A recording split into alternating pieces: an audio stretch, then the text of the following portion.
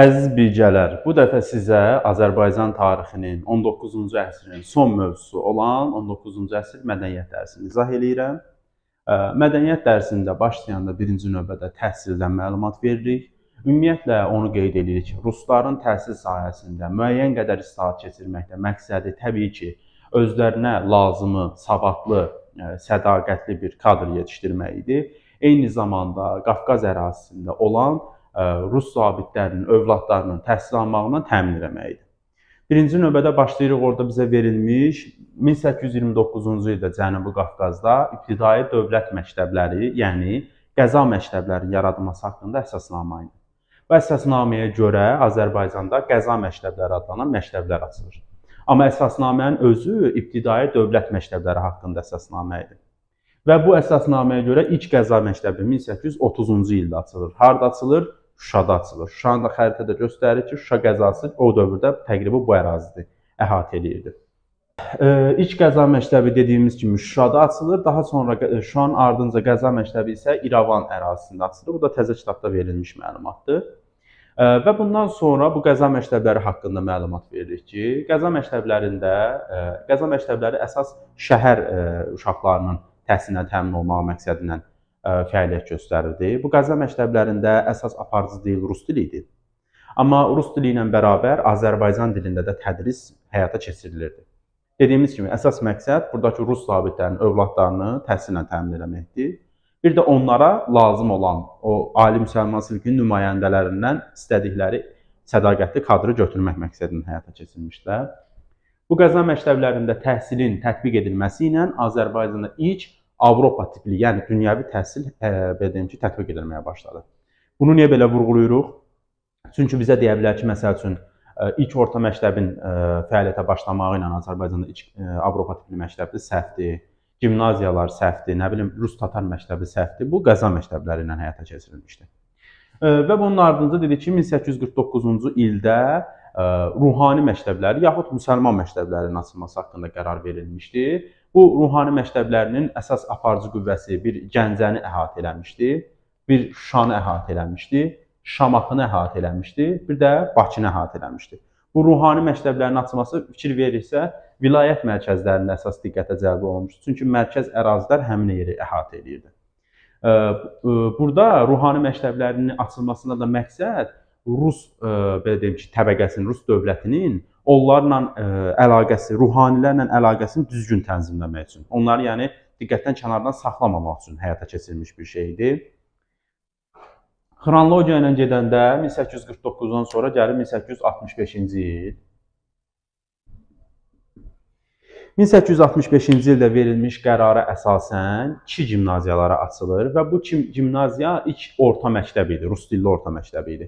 Bu 2 gimnaziyaların açılmasının nəticəsində Azərbaycanda artıq təhsil biraz da inkişaf edir, biraz da yüksəlir. Sonra indi xronologiya ilə gedəndə qeyd edəcəm ki, bu gimnaziyanın biri də 1874-cü ildə qadınlar üçün açılmışdı və qızlar da artıq təhsilə cəlb olunmuşdu. Bizdə ümumiyyətlə təhsildən danışanda əsas Azərbaycan uşaqlarının aldığı təhsil 2 formada idi. Biri ibtidai təhsil idi, bir də ki, ali təhsil idi. İbtidai təhsil mollaxanalarda həyata keçirilirdi. Burada Quran üzərindən keçidlər var idi. Və bu, onu qeyd eləmək ki, o cümləni qeyd eləmək ki, bu ibtidai təhsildə ödənişi valideyn edirdi.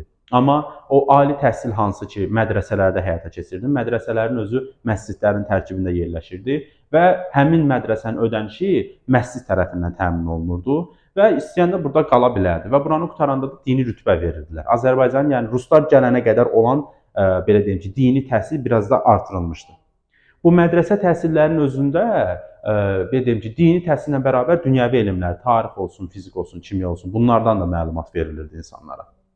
Və xronologiya ilə gedəndə növbəti tədbirimiz 1872-ci ildə verilən əsasnamə idi. Belə ki, bu əsasnaməyə görə, hansı ki 29-da verilmiş o qəza məktəbləri 6 illik pullu şəhər məktəblərinə çevrilir. Yəni, ödənişli təhsil tətbiq olunur. Kim istəyirdisə, ödənişli müqabilində təhsilin 6 il müddətinə davam elətdirə bilirdi. Və bunun ardınca 1874-cü ildə növbəti əsasnamə verilir və bu əsasnamədə kənd uşaqlarının təhsil almağı üçün xalq məktəbləri yaranır. Bunu da bəzən ibtidai məktəb adlandırırlar, bəzən də xalq məktəbi adlandırırlar. Və bu xalq məktəbində yalnız kəndlərin uşağı təhsil ala bilərdi və tədris yalnız rus dilində həyata keçirilirdi. Bir də ki, bu xalq məktəbinin özü kənd icması hesabına saxlanılırdı. Və bu cümlələrdən sual düşə bilər bizə. Xalq məktəblərinin görür ki, qulağa xoş gəlir də, islahat kimi hesab olunur ki, kənd uşaqları təhsilə cəlb olunur və s. Amma istənilən effekti vermirdi. Effekti verməməyin birinci səbəbi o idi ki, təhsil rus dilində həyata keçirilirdi. Təhsilin rus dilində həyata keçirilməsi də ibtidai formada rus dili təhsil görməmiş uşaqların həmin məktəblərə getməyinə problem yaradırdı. Ona görə bu problemi aradan qaldırmaq üçün tədbirlər həyata keçirilib. İndi onunla bağlı Rus-Tatar məktəbində söhbət eləyəcəm. Xronologiya üzrə gedəndə indi söhbət eləyəcəyimiz hissədə gəlirik bu müəllimlərin təhsili ilə bağlı olan hissəyə. Dediyimiz kimi bu təhsil sahəsində belə güzəştlərin həyata keçirilməsi, elmin təkmilləşdirilməsi ilə bərabər həm də bizə müəllimlər lazım idi. Ona görə də Cənubi Qafqazda bir seminariya açılır, müəllimlər üçün müəssisə açılır deyək. Və bu müəssisə 1876-cı ildə Gürcüstan ərazisində Qori şəhərində açıldığı üçün bunu bəzən Qori müəllimlər seminariyası da adlandırırlar. Və bu müəllimlər seminariyasının 1879-cu ildə belə deyək ki, Azərbaycan şöbəsi açılır. Azərbaycan şöbəsinin açılması Mirzə Fətəli Axundzadənin bir də Çerniyevskinin adı ilə bağlıdır. Orada təhsil almış Azərbaycanlılardan Üzeyir Hacıbəyov var idi. Orada təhsil almış Azərbaycanlılardan var idi. Cəlil Məmmədquluzadə var idi. Bir də burada bunun təzə kitabı əsasən 1881-ci ildə, bəlkə sənin də kitabında var bu, İrəvanda da açılmışdı. Müəllimlər seminariyasının açılması. Bu təzə kitabda qeyd edilibdir ki, 1881-də İrəvan müəllimlər seminariyasının açılması haqqında qərar verilir.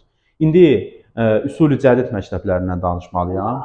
İndi üsul-i cədid məktəbləri haqqında danışanda bir dənə problem olur ki, xronologiyanı pozmağa məcbur oluram. 19-un ikinci yarısında üsul-i cədid məktəbləri yeni tipli bir məktəblər hesab olunurdu və bir sıra bölgələrdə var idi. Məsələn, Şamaxıda açılanın Şamaxı qəzasında Seyid Əzim Şirvaninin başçılığı altında 1869-cu ildə açıldığı verilir. Amma qalanların nə zaman açıldığı vermir. Ümumiləşdirib 19-cu əsrin ikinci yarısında qeyd edirik. Məsələn, dedik İrəvanda bir də Təbriz şəhərində Mirzə Həsən Rüşdiyanın başçılığı altında açılmışdı. Naxçıvanda və Ordubad qəzasında, belə göstərək. Naxçıvan Ordubad qəzasında Məhəmməd Tağı Sidqi idi. Bir də Şuşa qəzası ərazisində Mir Möhsün Nəvvab. Bunlar üsul-i cədid məktəblərini açırlar və təzə kitabda belə bir cümlə var ki, üsul-i cədid məktəbləri dünyəvi elmləri Azərbaycan dilində tədris edən ilk məktəb idi.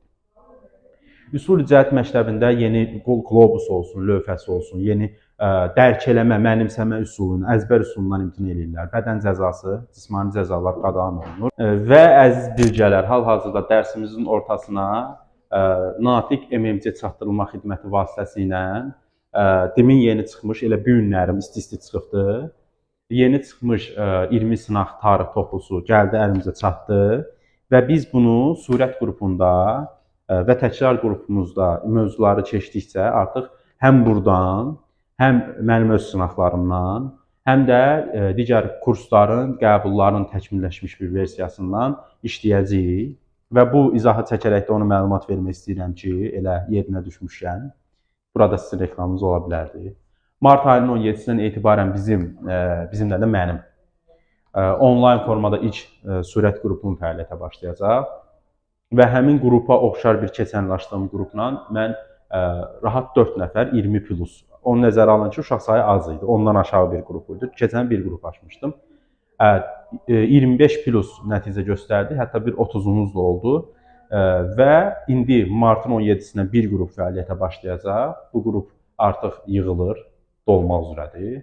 Bir də aprelin 1-dən növbəti qrupu başladacam fəaliyyətə və bu qruplarda qoşulmaq istəyən uşaqların nəzərinə onu çatdırıram ki, mən heç vaxt hazırlığa kimisə götürəndə gözəl, səmimi bir hazırlıq gedişi vəd eləməmişəm onlara. Mənim əsas valideyndən də, hazırlaşdırdığım uşaqdan da tələbim məsuliyyətli olmaq, iradəli olmaq olubdur və çalışqan olmaq olubdur. Çünki uşaqlar elə bilir ki, əgər müəllim dərs izahında deyib gülürsə, ancaq dərs boyda elə deyib gülür, bura olur çayxana. Elə bir şey mümkün deyil. Siz nəticə toplamaq istəyirsinizsə, çox əziyyət çəkməlisiniz. Əgər əziyyətə dözümünüz yoxdursa, bura əylənməyə, sosiallaşmağa, oynamağa gəlmək istəyirsinizsə, gəlməyin. Əgər iradəniz varsa, gücünüz çatırsa, istəyirsinizsə qoşula bilərsiniz. Yox deyirsinizsə, yəni yox müəllim, mən sən başqa söhbət elədin, onda öz yolunuzla davam edə bilərsiniz. Hə, indi davam edək dərsimizə. Deməli söhbət edirik burada Rus-Azərbaycan yaxud Rus-Tatar məktəbinin fəaliyyətə başlamasından. Hansı ki, Mahmud Bəyov və Sultan Məcid Qənizadənin başçılığı altında yaradılmışdı bu məktəb.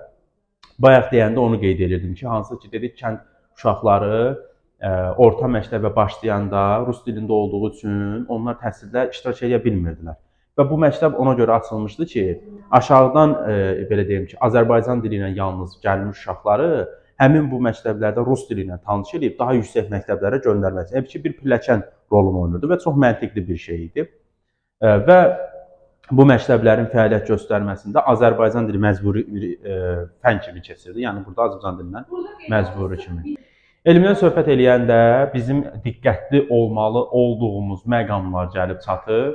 Çünki elm nümayəndələrinin içərisində bizdə belə deyək ki, Bakıxanovdur. İndi ayrı-ayrı təsnifatlaşdıracağım işləri ilə bağlı. Elə birinci tarixdən başlayaq, Bakıxanovla bağlı. Bakıxanov 1841-ci ildə Gülüstan-İran yazaraq Şirvanın, Şəki ərazisinin ta qədim dövrlərdən Gülüstan müqaviləsinə qədər olan tarixini sistemli şəkildə ilk dəfə yayımlanmışdı. Yəni buna qədər tarixi kitablar olmuşdu. Amma onun yazdığı əsər sistemli şəkildə və tam məlumatı əhatə edən bir tarix kitabı idi. Bakıxanovun özünün fəaliyyəti çox genişdir. Adam həm tarixçidir, həm tərcüməçidir, həm şərqşünasdır, həm coğrafiya ilə bağlı işlərdə olubdur, həm də fars dilinin tədrisi ilə məşğul olubdur. Məsələn, orada onun coğrafiya bölməsinin içərisində verilir. Ümumiyyətlə, coğrafiya ilə bağlı ümumi coğrafiya və yarımçıq qalan kəşkül qəraib əsəri var ki, coğrafi məlumatları yaxşı bir məlumat əldə etmək olur orada. Bir də onun Qanun-i Qüdsi əsəri var ki, Qanun-i Qüdsi hətta Rusiya tərəfindən belə deyim ki, təltif edilmişdi o əsər və o fars dili ilə bağlı bir əsər idi. Şərqşünasıdır. Bu adam Azərbaycanın o dövr üçün şərqşünası. Hətta biz orada 1-ci, 2-ci Rus-Qacar müharibəsi dövründə bunun adını çəkirik ki, imzalayan 2-ci Rus-Qacar müqaviləsində tərcüməçi kimi çıxış edən bu idi. Deyəcəm, qiraətxananı deyəcəm. Hələ qoy elm adamlarını danışım sonra. Sonra məsəl üçün coğrafiya elmindən, tarix elmindən danışım davam edeyim. Bəzi tarix nümayəndələri var ki, onların bir dənə adı, bir dənə əsərləri verilibdir. Məsələn, Kərim Ağa Fatih, Şəki xanlığının tarixi ilə bağlı əsər yazıb. İskəndər Ağa Hacınskidir, o Qubalı Fətəli xanın fəaliyyəti ilə bağlı əsər yazıbdır. Mirzə Adıgözəl bəy Qarabağnamədir. Bir də Mirzə Camal Cavanşirdir, o da Qarabağ tarixi ilə bağlı əsər yazıbdır. Elə bunların adını bilsə, əsərlərin adını bilsə kifayət eləyir. Coğrafiya ilə bağlı bir dediyim bayaq bu Bakıxanovun adı ilə bağlı idi. Bir də ki, Hacı Zeynalabdin Şirvaninin adı ilə bağlı idi ki, onda səyahət bağlı əsərindən biz coğrafi məlumatlar əldə edə bilirik. Söhbət eləyəndə söhbətimizin davamı şərqşünaslarla həyata keçirilir. Bu şərqşünasların biraz təzə kitabda işləri yüngülləşdirilmişdir. Bir Topçubaşov, bir də Mirzə Kazım bəy. Onlar haqqında belə məlumat verilib ki, Azərbaycanın o dövrki şərqşünaslarına bağlı danışanda Mirzə Cəfər Topçubaşovla Kazım bəyin adını çəkirik. Hər ikisinin ortaq xüsusiyyəti həmin dövrdə şərqşünas olmaqları, Peterburq Universitetində çalışmaqları, Britaniya Asiya Cəmiyyətinin üzvü seçilməkləri bunların oxşar xüsusiyyətləridir. Ayrı-ayrı xüsusiyyətlərindən isə Rusiya Arxeologiya Komitəsinin şərq numizmatikası şöbəsində başçılıq eləmişdi bu Topçubaşov. Mirzə Kazım bəyin məsəl üçün Türk-Tatar qrammatikası əsərinə görə Demidov mükafatı verilmişdi ona. İndi orada məsələn var deyir 1853-cü ildə Kazan Universitetinə falan. Onlar çıxarılıb təzə kitabda. Ya onu öyrənməyə ehtiyac yoxdur. Bu adamların fəaliyyəti ilə bağlı bilməliyik ki, dediyim kimi Britaniya Asiya Kral Cəmiyyəti, bunun adını həmişə səhv deyirəm. Kral Cəmiyyətinin üzvü seçilməkləridir. Peterburq Universitetinə fəaliyyət göstərməsidir. Şərqşünaslıq elminin inkişafına töhfə vermələri ki, bunların əsas oxşar xüsusiyyətləridir. Məsələn, sonraki nümayəndələrdən danışanda mən orada Mendeleyevin adından söhbət edəcəm. Mendeleyev amma təzə kitabda verilib, burada yoxdur. Belə ki, Mendeleyev Azərbaycana 3 dəfə gəlir, Azərbaycan neftinin araşdırmasına bağlı araşdırma həyata keçirir. Və bu araşdırmaların nəticəsində Azərbaycanın ilk dəfə neftin kimyəvi tərkibi elmi cəhətdən araşdırılır. Yəni buna qədər ya bundan sonra həyata keçirilib. Buna qədər amma yox idi belə bir şey. Məsələn, orada Mövsüm bəy Xanlarovun adını çəkir, Strasburq Universitetində təhsil almışdı. Azərbaycanın ilk belə deyim ki, üzvi kimyanı araşdıran kimyaçı alimi idi. Eyni zamanda laboratoriya açmışdı o. Sonra Həsən bəy Zərdabinin adından danışır ki, Həsən bəy Zərdabi Moskva Universitetini bitirmişdi. Biologiya ilə bağlı bitirmişdi. Amma o hər şeylə məşğul olmuşdu. Biz onun adını çəkəndə şəhər dumasından üzv seçilməsində də söhbət elədik. Burada indi belə deyək ki, Əkinçi qəzetindən söhbət eləyəcəyik, teatrda söhbət eləyəcəyik. İndi onun işləri çox genişdir. Möhtəşəm adam olub əslində o. Və bizim alimlərimiz bu qədərdir. İndi elə Zərdabinin fəaliyyətindən danışanda, Azərbaycanda teatr danışaq. Teatrdan söhbət eləyəndə biz deyirik ki, ilk teatrımızın tamaşaya qoyulması əhatə eləyir 1873-cü ili. O da elə Həsən bəy Zərdabi ilə Nəcəf bəy Vəzirovun adı ilə bağlıdır. O Sərgüzəşt Vəzirxan Lənkəran əsəri tamaşaya qoyulmuşdu. Hətta Nəcəf bəy Vəzirov teatrların birində özü qadın belə deyim ki, roluna da keçmişdi. Hətta ona görə onu çox tənqid eləmişlər, daşa tutmuşdular. Amma o adam o sözlərin qarşılığında Azərbaycan teatrının inkişafına töhfəsini vermişdi. Və sonraki dövrdə 1883-cü ildə Tağıyevin belə deyim ki, həyata keçirdiyi tədbir nəticəsində Azərbaycanda ilk teatr binası inşa olunmuşdu. Bir də köhnə kitabda var ki, 1895-ci ildə Bakı Artistlər Cəmiyyəti yaradır. Amma onu çıxardıblar. Onun yerinə deyiblər ki, 1883-cü ildə həvəskarlar peşəkar aktyor qrupuna çevrilir, həvəskar qrupu. O sənə ehtiyac deyil, o təzə kitabda varsa sənə yox, gələnkilərə lazımdır amma. Sonra yox, sənə düşməyəcək. Yeni məlumat düşməyəcək. Köhnədə və yenidə olan ortaq məlumat düşəcək. Mətbuatı demək istəyirəm. Ürəyimdən mətbuatdan danışmaq keçir. Azərbaycan mətbuatının əsası 1875-ci ildə Əkinçi qəzetinin fəaliyyətə başlamağı ilə qoyulmuşdu. L-nın 22-sində. Əkinçi qəzetinin müəllifi olmuşdu yenə Həsən bəy Zərdabi. Əkinçi qəzetinin ilin qeyd edirik 1875. Əkinçi qəzetinin fəaliyyətindən söhbət edir ki, burada əslində əsas önə qoyulmuş şey iqtisadi məsələ idi. Kənd təsərrüfatı ilə bağlı, əsas məşğuliyyəti filan. Amma arxada gizlədilən şey ana dili idi, Azərbaycan dili idi, milli mədəniyyət idi, özünü dərk idi, şuurun inkişaf etdirməsi idi. 56 sayı buraxılmışdı, 2 il fəaliyyət göstərmişdi. Sonra onu günahlandırırlar ki, siyasi işlərə yer verirsən, eyni zamanda Osmanlının təbliğatını həyata keçirsən. Hansı ki, orada 78, 77, 78-də Rus-Osmanlı müharibəsi olmuşdu. Həmin ərəfədə Əkinçi qəzetini bağlayırlar. Hətta Həsən bəy Zərdabinin həyat yoldaşı vardı, Hənifə xanım Məlikova. Növbəti dərslərdə onun adını keçəcək. Əslində burada da var. 1908 o qadın xeyriyyə cəmiyyətinin yaradılması. Hənifə xanım Məlikovanın özü də Azərbaycan maariflənməsində çox böyük xidmətlər olmuşdu. Onlar ailəlikcə həqiqətən Azərbaycan həm tarixinə, həm mədəniyyətə çox böyük töhfə vermişdilər. 1875 dedim. Bunun ardınca 1879, 1880, 1883 bu xronologiyadan danışırıq. Birinci növbədə söhbət edir ki, Ünsüzadə qardaşları var idi. Bunlar deməli bir Ziya qəzeti ümumiyyətlə 1879-cu ildə Tiflisdə. Bax, Tiflisi bunu qeyd edirik burada. Onu vurğuluyuruq niyə Tiflisdə olduğunu. Çünki Bakıda deyildi məsələn bu. Onu çaşdıra bilər bizi. Tiflisdə fəaliyyətə başlayır. Sonradan 1880-ci ildən etibarən adlanır Ziya Qafqaziyyə. Sonra 1883-cü ildə Cəlal Ünsüzadənin başçılığı altında Kəşkül qəzeti fəaliyyətə başlayır və Kəşkül qəzeti də yenə Tiflisdə fəaliyyətə başlayır. Və Kəşkül qəzeti özü Əkinçinin yolun davam etdirdiyini belə deyim vurğuluyurdu və keçən dərsimizdə də keçmişdik ki, 1891-ci ildə Azərbaycan Milləti ifadəsi Kəşkül qəzetində işlənmişdi.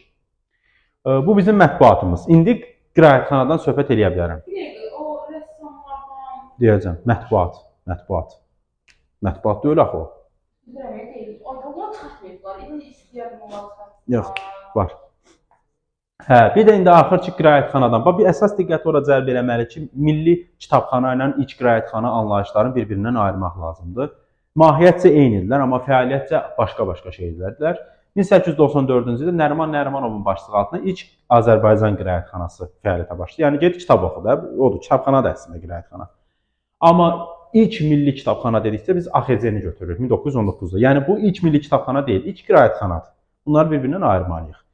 Hə, Nəriman Nərimanovun fəaliyyətindən danışdım, qutardım. İndi keçirəm artıq elm xadimlərinə, o mədəniyyət incəsənət nümayəndələrinə. Aşıqlara satılan Aşığa ehtiyac yoxdur, muğamiyə ehtiyac yoxdur. Biz orada rəssamları bilməliyik. Məsələn, rəssamlardan da Qarabağlı Qəmbərin adını çıxardıblar. Orada Mirzə Qədim İrəvani qalıbdı.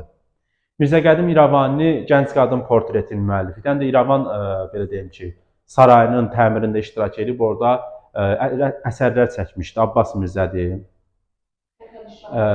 Fətəli Şah, bəli. Bu əsərlərin özü müəllifi olmuşdu. Sonra Qarabağlı Qəmbər dedim çıxarılıb. İndi təzə kitabda şeyin adını əlavə ediblər. Natəvan, Xurşudbanu Natəvanın əsəri. Deyir ki, bu Mirzə Qədim İrəvaninin işlərində realizm nəzərə çarpırdı və elə Natəvanda da realist nəzəriyyə, realist yanaşma özünü göstərmişdir və bədii tikmə nümunələri də var idi Natəvanın. Bunlar təzə kitabdan olan məlumatlardır. Deyirəm. Mir Möhsün Nəvvab da Əmir Teymurun portretini çəkmişdi.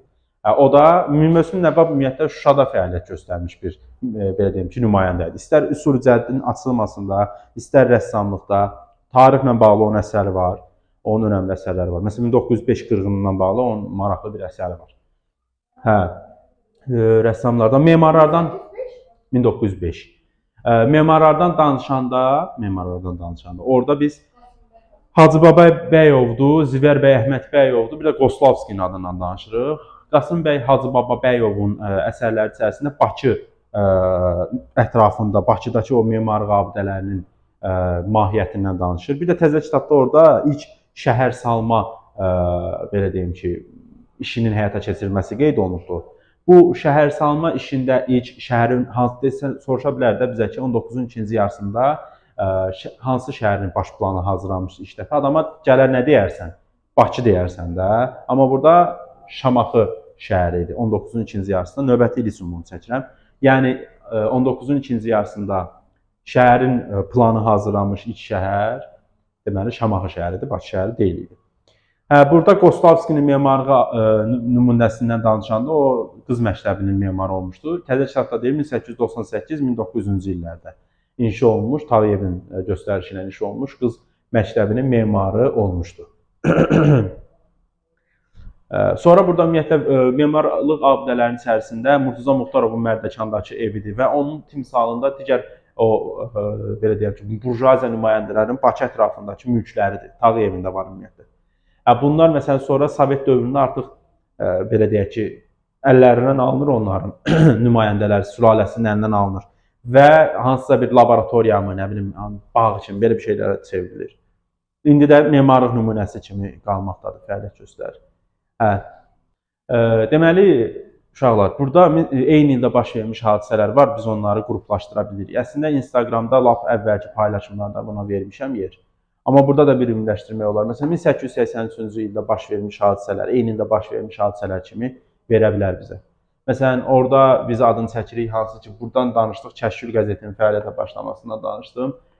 Bir də, məsəl üçün, danışa bilərik oradan Bakı-Tiflis dəmir yolunun çəkilməsindən, eyni zamanda Qafqaz canişinliyinin bərpa edilməsindən idi. Köhnə kitabda vardı Bakı dəmir yolu stansiyasının fəaliyyətə başlaması, onu çıxardıqlar, artıq onu oradan çıxardırıq. Kəşkül qəzetinin dedim ki, fəaliyyətə başlamasına söhbət edirik. Həmçinin ilk teatr binasının fəaliyyətə başlamağı eyni ildə baş vermiş hadisələrdir. Məsələn, 1887-ci ildə baş vermiş hadisələr hansılardır? Biz dediyimiz Rus-Azərbaycan, Rus-Tatar məktəbi idi. Hərbi verginin, belə deyək ki, tətbiq olunmağa başlaması. Yarmarka idi, birja idi. Bunların ilini çıxardıblar, ona görə bunları demirik. Bir də köhnə kitablarda var idi. Tiflisdə İpəkçilik stansiyası yaradılmışdı, onu da çıxardıblar. Əlimizdə qalan bir dənə hərbi vergi ilə bu Rus-Azərbaycan məktəbinin açılmağıdır. Sonra məsələn burada eyni ildə baş vermiş hadisə timsalında var. 79-cu ildə baş vermiş 2 dənə hadisəmiz var. Biri Qori müəllimlər seminariyasının Azərbaycan şöbəsinin fəaliyyətə başlamağıdır. Biri də ki, Ziya qəzetinin fəaliyyətə başlamağıdır. Başqa eyni ildə burada nəsə qeyd eləməmişəm. Bunların özünün ayrıca var, üst-üstə düşən tədbirlər. Amma sırf bu dərsin içində olanlar bunları əhatə edirdi.